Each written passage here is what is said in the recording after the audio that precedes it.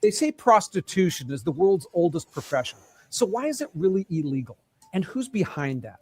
And when you look at the laws, they certainly raise some questions. Where I live, for instance, you can pay someone to have sex with you on camera. That's legal. You can pay someone to be your girlfriend, give her gifts, cover her rent.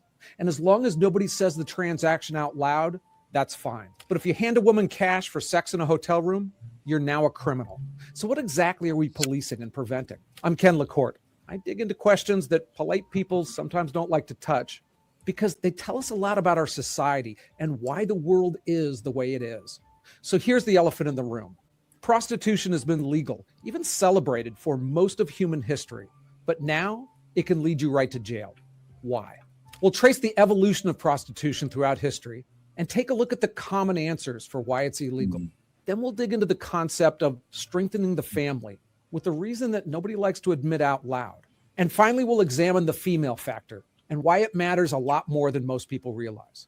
So for much of human... Okay, out of these four items, which factor you think is the biggest factor on why prostitution is not legal?